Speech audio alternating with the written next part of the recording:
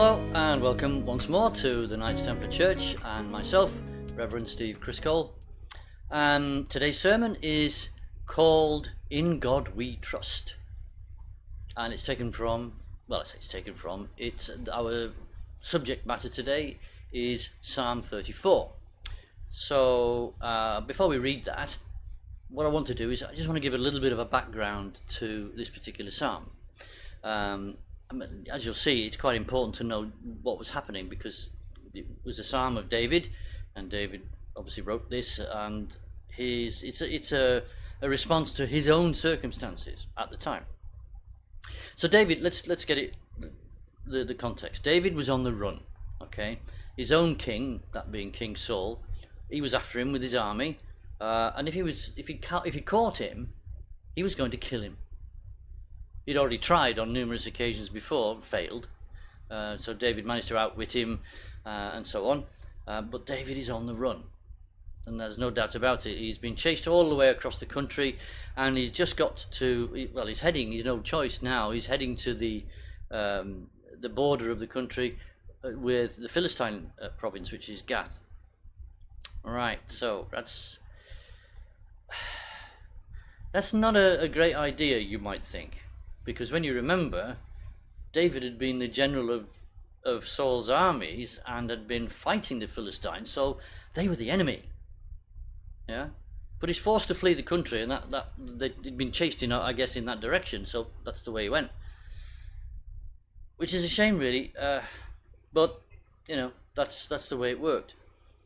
If you remember, the Philistines, not only they've been fighting with them more recently, but if you go back to when David was a lot younger, when he was roaming around he basically was a young lad. He was the one that dealt with the Philistines' champion, the giant Goliath, with his sling.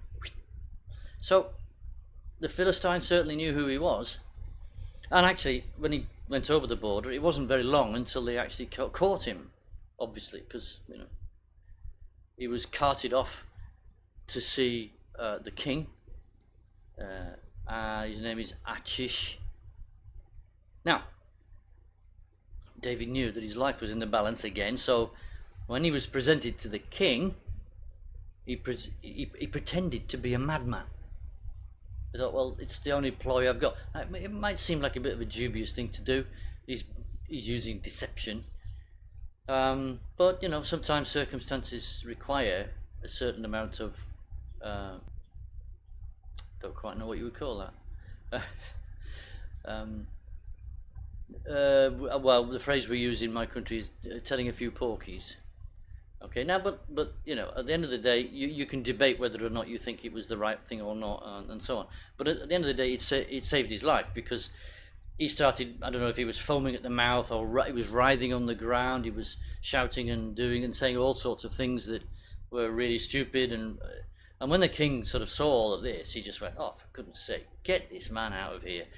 He knew who David was, but he obviously thought to himself, well, this guy's, he's gone mad. Everything that's happened to him, he's just gone insane. Just get him out of my sight. So they didn't execute him. I mean, I think maybe they were planning to have this big execution, and we've got David and da-di-da-di-da, but that didn't happen. Okay, because he was as nutty as a fruitcake, as we say. So, having got away with his life, he then managed to slip away. So he kind of escaped from any jail that he may have been in, and off he went. And he's back on the run again. But he managed to find a cave somewhere and started to hide in there. It was a big cave. Now, after a while, his father came. He managed to sort of get his father to come to him, and gradually people would come, and he formed an army of some 400 people, 400 men. Okay, we'll stop there. It's around that situation that we've just described that this psalm is taken. If you want to learn more about the story of what happened to David, 1 Samuel chapter 22, before and after, that will give you a good rundown on what. We're not going to do that today. Okay, so it's important to note that David was isolated. He was alone, well, at least until he found the cave. And he had to sort of, who did he have to rely on? He was at his absolute lowest. I mean, or you would imagine he would be. He was on the run, desperate, and he's got an army chasing him, and he's got the Philistines to deal with. Well, how are you going to deal with that? You might think it was just such a devastating situation that he might just give up. Well, you might say that maybe, just maybe, if you've seen the movie First Blood, you'll know about John Rambo, and that's Sylvester Stallone, the actor, doing that. So, you know, escape and evasion is what's necessary, isn't it? He'd been doing pretty good. I'm not sure he was doing the same kind of tricks that they got up to in the movie, but he was a bit like his day of Rambo, I guess, without the M60 machine gun. But you know, that's David. He's using all his wiles, all his experience as a soldier, his experience as a shepherd, living out in the wilderness and with his sheep, bringing it all to bear. But he's having to rely on himself. Or is he? You see, what we're seeing here is that he's not only is he relying on his own skills and his abilities, but he's relying on God. Because your own skills and abilities will only take you so far. If you've got, I don't know how many men were in Saul's army, but if you've got, let's just say there was 1,000 men chasing him, I don't know, okay? It's like, that's a lot of people to evade, you would imagine, wouldn't it? It's not an easy thing to do. But he trusted in God. And as the psalm tells us, and we'll talk about it later, God answered him. But at this point, before we actually get into the psalm itself, I want to ask you a question. You listening to this. I want to ask, where do you look when times are at their darkest? And I mean really dark. Do you see the dire circumstances around you and just fold up in despair? Or do we turn to God for help? Do we trust that God is going to come through for us? I guess to answer that question, you've got to be fairly honest with yourself, haven't you, really? But it's up to you. But I asked the question and I leave you to answer it. Maybe to help with future despair, let's look at the psalm. King James Bible, please. Psalm 34, starting at verse 1. It reads, in brackets, it says, a psalm of David when he changed his behavior before Abimelech, who drove him away and he departed. Pause. Abimelech, by the way, is the name, was the word they use for king of the Philistines. It's not his actual name. Achesh was his name, yes. Abimelech is his title. Okay, just so we got that cleared up. Verse 1 then, it says, I will bless the Lord at all times. His praise shall continually be in my mouth. My soul shall make her boast in the Lord. The humble shall hear thereof and be glad. Oh, magnify the Lord with me, and let us exalt his name together. I sought the Lord, and he heard me, and delivered me from all my fears. They looked unto him, and were lightened, and their faces were not ashamed. This poor man cried, and the Lord heard him, and saved him out of all his troubles. The angel of the Lord encampeth around about them that fear him, and delivereth them. O taste and see the Lord is good. Blessed is the man that trusteth in him. O fear the Lord, ye his saints, for there is no want to them that fear him. The young lions do lack, and suffer hunger, but they that seek the Lord shall not want for any good thing. Come, ye children, hearken unto me. I will teach you the fear of the Lord. What man is he that desireth life, and loveth many days, that he may see good? Keep thy tongue from evil, and thy lips from speaking guile. Depart from evil and do good. Seek peace, and pursue it. The eyes of the Lord are upon the righteous, and his ears are open unto their cry. The face of the Lord is against them that do evil, to cut off the remembrance of them from the earth. The righteous cry, and the Lord heareth, and delivereth them out of all their troubles. The Lord is nigh unto them that are of a broken heart, and saveth such as be of a contrite spirit. Many are the afflictions of the righteous, but the Lord delivereth him out of them all. He keepeth all his bones, not one of them is broken. Evil shall slay the wicked, and they that hate the righteous shall be desolate. The Lord redeemeth the soul of his servants, and none of them that trust in him shall be desolate. Okay, right, let's have a walk through some of that. We're not going to touch every single point, but we'll get through the whole psalm. But there's so much in this that we really could spend a lot of time. But anyway, what I want to do, pick it section by section. I'll quickly remind you of the first 3 verses, and then we'll look at that, and so on. We'll go like that all the way through.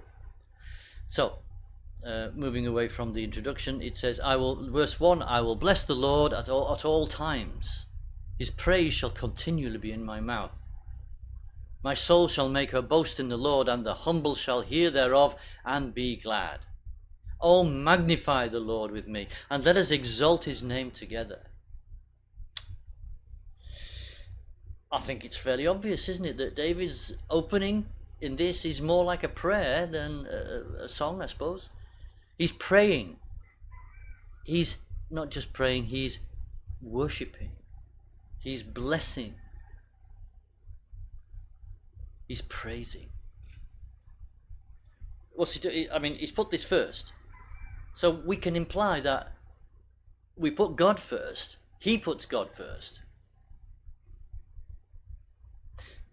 And he's kind of saying, well, look, I'm just going to say that I think it's the most important thing that you can do. And there is a reason why, and we'll probably touch on it later. So, like I said, the first thing that we can do, and as a song, it's a sing. You sing it, don't you, normally? A song, it will have music. So we'd all sing it together. So let's all do this together. Praise God together. Anyway, it does seem quite an important thing to do, don't you agree? Verses 4 to 7 then, let's have a look at that. I sought the Lord, and he heard me, and delivered me from all my fears. They looked unto him, and were lightened, and their faces were not ashamed. This poor man cried, and the Lord heard him, and saved him out of all his troubles. The angel of the Lord encampeth around about them that fear him, and delivereth them. Okay. Now, as I sort of hinted earlier on, under the circumstances, you might expect that David would kind of concentrate more on making sure he didn't get captured by the Philistines, or by his own army, essentially. But like I said, he was an experienced soldier, but he'd done all of those things that I mentioned earlier on. But instead of really thinking about that, he's obviously got God in his mind while he's doing it. Now, don't get me wrong, it's not every step of the way, but you can imagine David, he's on the run. He hasn't got a horse, he hasn't got a donkey, he's on foot. He's got to go from place to place, hiding on foot. So you can imagine him sort of bent down in a gully somewhere, having a drink, and he takes the time to pray. And we've seen so far that his prayer starts with praise. Magnify the Lord. But he's putting God first in his mind, and as he does that, God answers him. That's what he told us. Somehow he took away all the fears that he was feeling. Now that's quite a thing, isn't it? How's that happen? Well, we're not told how it happened, but in verse 7, we're told that about an angel. An angel that, what does it say? Encampeth all around. The angel of the Lord encampeth round about them that fear him. So he didn't actually say that, the angel, he saw an angel and blah, blah, blah. But interesting that's what he said. So we will kind of infer from that there was an angel involved in helping him. But that's an inference. I'm not saying that he did, but I can't say that he didn't. But it tells us something about how God operates, doesn't it? Now, if you go into the future, from this point in time where David is on the run, if you go into the future a few hundred years, when it was Judah actually was carted off into exile by the Babylonians because they'd been conquered. Daniel had been taken with them, so he was we're assuming it was in Babylon itself, and Daniel finds himself, because of his antics and one thing and another, finds himself being chucked into, the king Nebuchadnezzar chucks him into the lion's den, thinking, well, that's the end of him. Okay, but it says, if you look at Daniel 6:22, it talks about an angel of the Lord came and shut up the mouths of the lions. So the next morning, they're expecting to see Daniel in bits all over the place. He's sat there probably stroking a lion. I don't know. So that's one example, and that's in the future. But going to the past, and let's pick another one, where Abraham's servant Hagar, there's an angel of the Lord comes there. You'll see that in Genesis 16:7. So we see how God operates when people are in dire circumstances. He provides an angel. Protection angel, I don't know who it is, obviously, but that seems to be the way that God operates. It was the same in Sodom and Gomorrah. Yeah. So what we can find is that another thing that we need to do is to call for protection when we're praising God. The next thing we need to do is ask God for protection from evil, because we need it. Now, I have a point here, just to think about this. If you go off into the New Testament and find where it reads about the Lord's Prayer, aren't there some similarities? Think about that. Our Father who art in heaven, hallowed be thy name. Thy kingdom come, thy will be done on earth as it is in heaven. He's praising God, isn't he? It's the first thing that Jesus tells us that we need to do. And then he says about the evil thing, protecting us against evil, same thing. So that's in there as well. So we're following a format that God has had for, well, we don't know how long, forever. We'll call it forever, shall we? But it's interesting, isn't it? Okay, let's have a look at verse 8. Oh, taste and see that the Lord is good. Blessed is the man that trusteth in him. Taste. Yes, blessed is the man that trusteth in him. Well, of course, we're talking about in God we trust. That's the name. That's what we're after today. That's what we're talking about. But he uses the word taste. Why? Taste and see, he says. Taste and see that the Lord is good. Okay. But it is actually significant. Think about taste for a minute. Let's just break it down just a little bit. If you taste something, that means that you've eaten something, don't you think? If we use it in its obvious context, the obvious meaning for the word taste, something's good to eat. We taste it first, don't we? We don't just sort of get handed something that's extremely exotic and just delve straight in. I mean, you look at it, you smell it, and in my case, because I'm in the Philippines, I might say, I don't think I can eat that. Which is a bit rude because they don't like that. But anyway, so you've got to do your best, and you've sort of got to go, yeah, okay. Taste. But we, generally speaking, if it's something that we know we can eat, we've never had it before, but we'll try it, won't we? We'll eat it and we'll taste it and see, it's a new dish. It's very nice. That I like that a lot. Yeah, some very nice sauce on my steak. I do like a steak. So once we've tasted something, then we have an experience of it, don't we? And you keep coming back for more, don't you? I know I did. I'll give you a little story. When I was working in Riyadh for a year, I was working in a school there, among other things.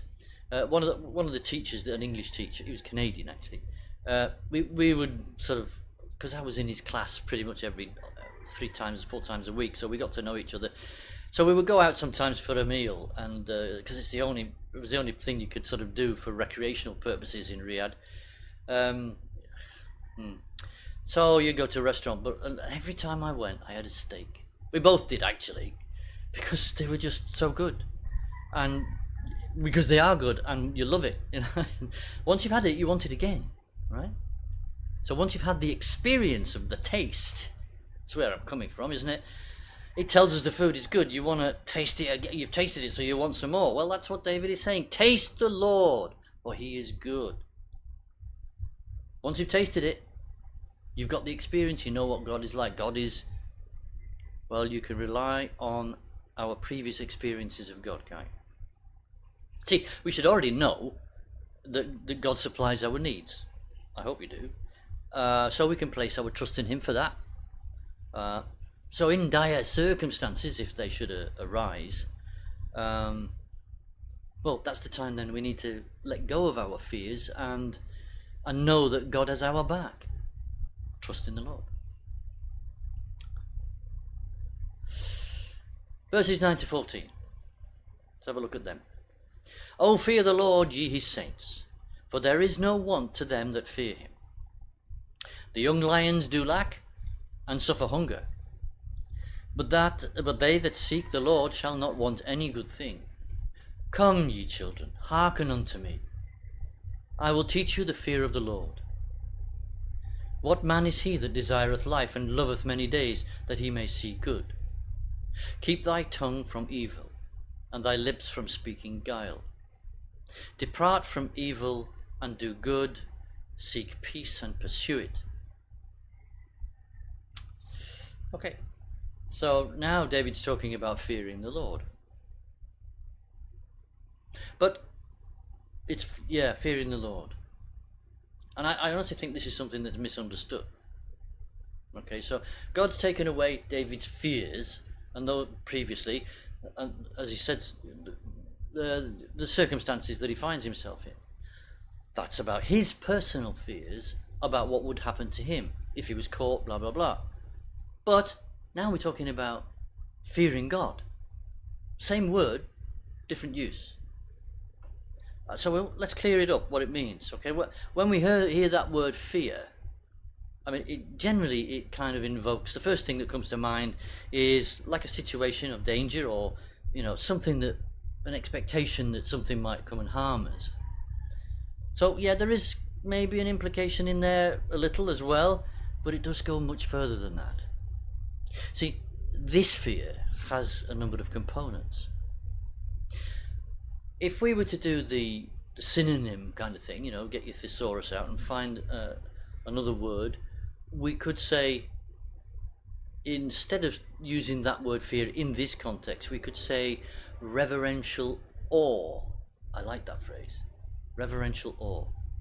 And what does it mean? That means, well, it means that we acknowledge God's majesty and his greatness, his authority, and then there's a fear of maybe offending him.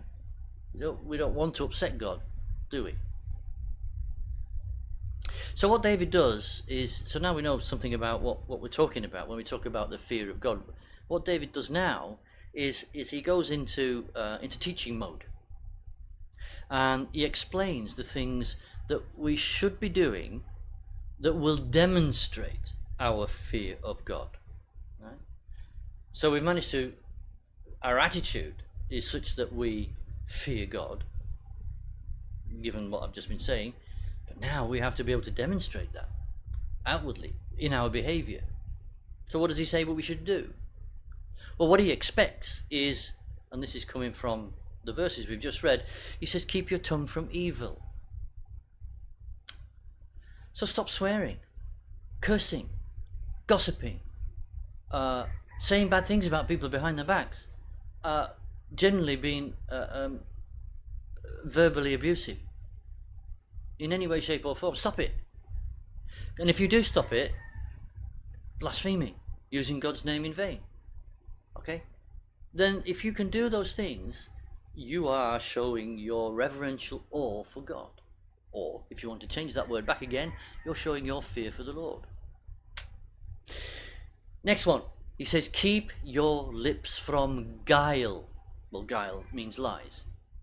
So once again, we're noticing that lies are being singled out. Jesus did the same thing in the New Testament when he was talking to the Pharisees. He said, you are vipers and liars. I can't remember the exact way it was phrased, but he said, you do the things of your father, who is the father of lies. Yes, meaning the devil, of course, Satan. So lies get brought out. They're certainly brought out also if you look into Paul's writings. He talks about, and when he's talking about the various things that people shouldn't do, lies comes in there along with murdering. Really? Is a lie as bad as a murder? Anyway. Next thing. Do good things, he said, not evil. Well, that's fairly obvious, I would have thought. If you follow God's commandments, then you won't be doing evil, will you? So follow God's commandments. Next one, seek after peace. Well, he doesn't just say seek after it, he says, and pursue it. So, the requirement here is that you not only are a peace seeker, you're a peace maker. Would you agree? You pursue peace. You try and make peace with others. Now, I'm just sort of going to extrapolate that a little bit and say, well, if you're there to make peace with other people, that means that you're in some sort of conflict with them, doesn't it? Because there needs to be some sort of peace. You can do that in various ways, I think. But we're not going to that today. It's something, anyway, that we need to make an effort to do, is what he's saying. Conflicts between individuals, groups, nations, well, it's something that requires a lot of effort and the right attitude. Okay. Moving on, verse 15. The eyes of the Lord are upon the righteous, and his ears are open unto their cry.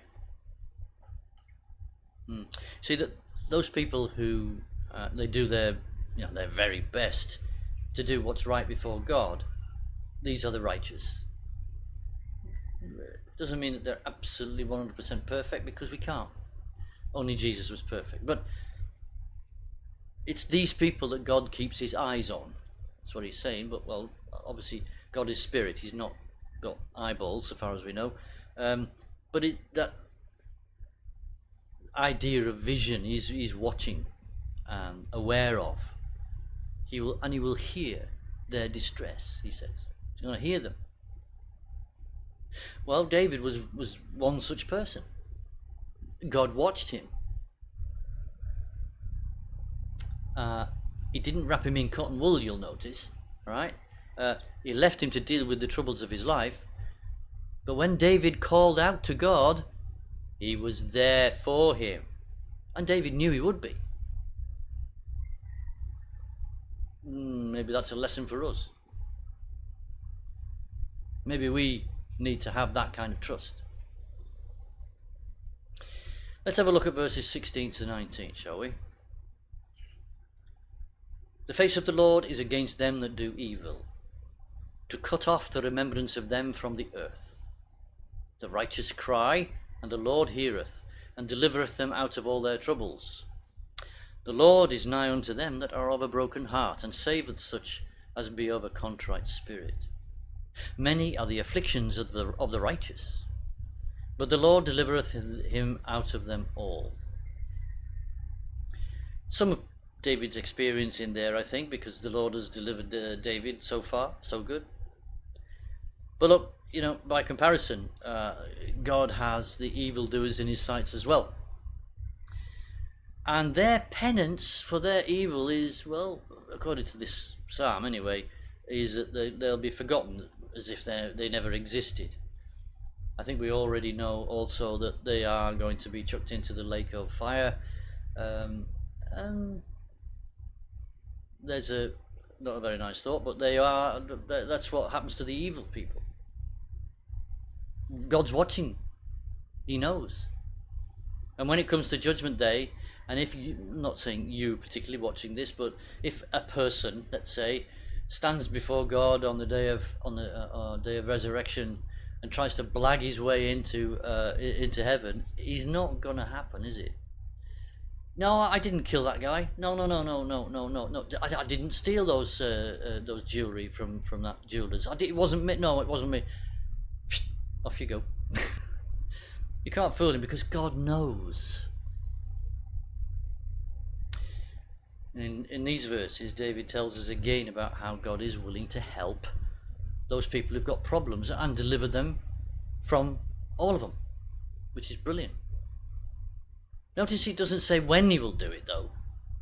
I mean, there's no time scale for that. As they say, in God's good time. So don't expect anything else. Don't expect instant gratification, as is wont by certain generations living alive today. No, sorry, we just need to trust God. And David did, and God helped him. Right, so verse 20, he keepeth all his bones, not one of them is broken. This verse seems a bit out of place here, don't you think? I mean, that's my take on it. Anyway, it doesn't kind of really relate to the dialogue before or after. It just seems like it's been stuck in there. And I'm not sure, well, you might wonder why. You might think, okay, well, we can possibly work it into the verse before where it says, many are the afflictions of the righteous, but the Lord delivereth him out of them all, and you'll not end up with any broken bones. Yeah, okay, but there are many different kinds of difficulties, and so it somehow doesn't really fit. All right. Actually, this verse is a famous one. You probably know that. But I'll tell you just in case. It is a famous verse because it is in fact regarded by the Hebrews and by Christians now also as being prophetic. It's a prophetic statement. It was always regarded as a prophetic statement by the Jews before Jesus actually arrived on the scene. If you look at John 19 in the New Testament, John 19 33 to 36, we'll just read that and you'll see what we mean by that. Because it says this, but when they came to Jesus, this is Jesus being on the cross already, okay? But when they came to Jesus and saw that he was dead already, they brake not his legs. They broke the other two, the one that was on either side of him, but not him. But one of the soldiers with a spear pierced his side, and forthwith came there out blood and water. And he saw that it bare record. I'll say that again. And he that saw it bare record, namely John. And his record is true, and he knoweth that he saith true, that ye might believe. For these things were done, that the scripture should be fulfilled. A bone of him shall not be broken. There it is. Sorry for the kerfuffle in the middle there, I get my tongue twisted sometimes. This verse in Psalm 24 is a prophecy. Okay, now let's get to the next and last two verses, shall we? Verse 21, evil shall slay the wicked, and they that hate the righteous shall be desolate. The Lord redeemeth the soul of his servants, and none of them that trust in him shall be desolate. Okay, so there's a confirmation once again in the psalm that those people who are wicked are going to get their comeuppance. We've already said that, and he's just saying it again. Yeah, they that hate the righteous shall be desolate. So those that persecute Christians are going to get their comeuppance, believe me. So, we got to think about trusting God again. Now, David is saying that trust in God is a significant issue. Okay, and it's a factor, actually, that decides our everlasting life. I'm not saying it's the only thing, but it's a factor. Let's leap here back into the future again. Look at verse 20 again. We saw that a moment ago about the breaking of leg, didn't break legs. And in this verse, we've got now verse 22, we've got, once again, we're told about God's servants. God's servants are his true believers. And it says here that the Lord redeemeth the soul of his servants. Okay. Why did David choose the word that means redeemed in that place? I mean, the word redeemed, as we understand it, means being paid. Money is paid for something that you've done, essentially. In other words, Jesus paid the price for you on the cross for your sins. So is that what it means? Is it talking about that kind of redemption? Well, it could do, because the word is there, it's been written down. But the word also has some other contextual meanings. It can be used to mean being rescued or preserved. So is there a big leap between saying preserved, rescued, and saved? What do you think? I don't think it's a big leap to do that. I think it all fits together. So, I think what we're doing is use of the word redeemed there. We're playing with words a little bit, so that there's a double entendre, as the French say, a double meaning. And again, it sort of harkens back to that prophecy from verse 20, doesn't it? So this is quite an important psalm for us Christians in a prophetic way. So there you go. We've gone through the whole psalm, all right, and we've seen just how much David trusted in God. He spent obviously lots of time doing that. Now, what about us today? Let's have a look at today. What's going on? Now, I think you might also agree that this psalm, it's not just about trusting in God, is it? Because it's all about hope as well. And what we see in today's world, that there's been such an enormous downward trend in pretty much all the societies in the world towards evil. The world has been heading for another world war, or wars, and it just seems to be spiraling out of control. What we've seen from David's account, how God operates in these matters. He has his eyes, he says, on the righteous, and is going to help them. Are we, nations, being righteous? Or should I say, are they being governed by righteous people? Maybe we could say that. He has his eyes on the righteous, but he's also keeping an eye on those who are not righteous. And we know what's going to happen to them. He says that he's going to help the righteous. Now, as I record this, where are we? Let me just check the date. It's the 11th of November today, 2024. A week ago, more or less, on the 5th of November, a gentleman was elected by a massive margin to be the new President of the United States. That's what happened last week. Because, it seemed like all hope was fading. Even the possibility that Donald Trump could actually win the election. You know, we were actually thinking, I was certainly thinking, and many people I've spoken with or listened to have been talking about, is this the final act of human destruction? Are we really going to go down that road of chucking nuclear missiles at each other and obliterating everybody? You know, we've been here before, but this time it seems different.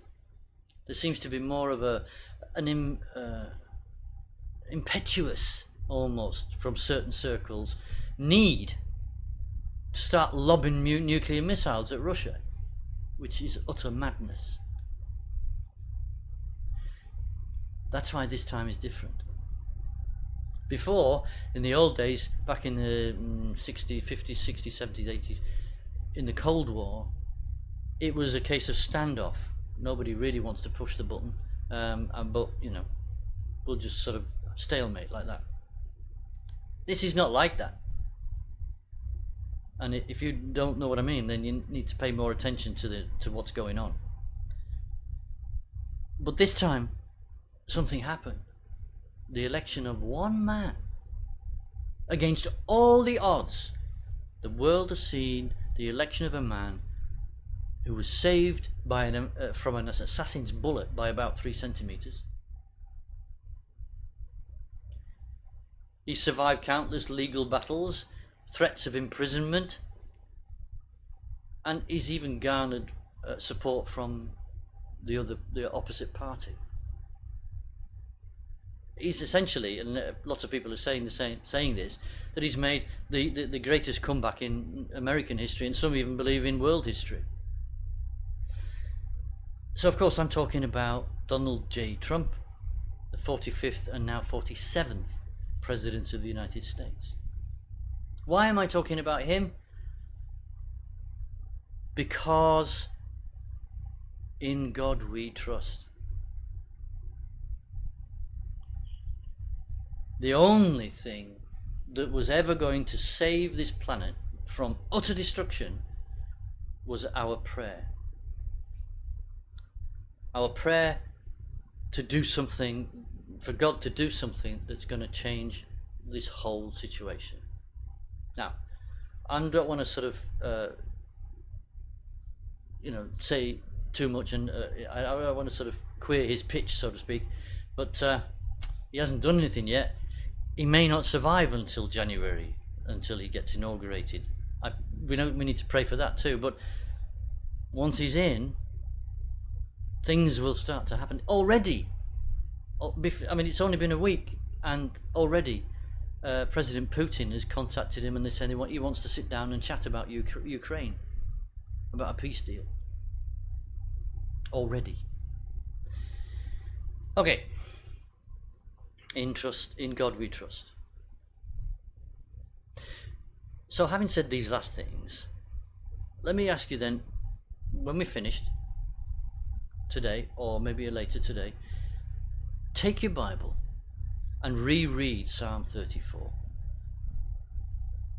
This time think about how much you have trusted the Lord God to come and rescue you, and also how he has come to rescue the only man, and that's the incredible thing, the only man on the planet who has the potential, let's say, to turn things around.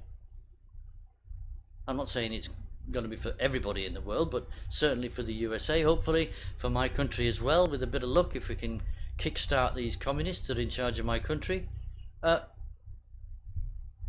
He is re-elected despite all the problems and against all those people who would have him dead.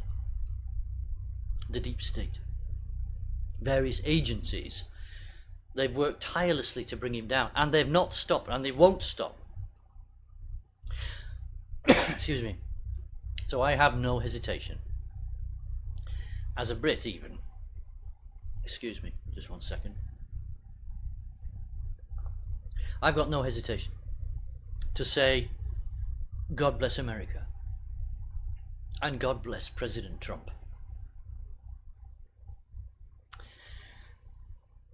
I'll leave those thoughts with you. Excuse this, I've got a frog in my throat. It's that's life, isn't it? Comes from talking. Okay, so thank you very much for joining me, and may the Lord bless you and keep you until next time. Don't forget, read Psalm 34 again. God bless. See you soon.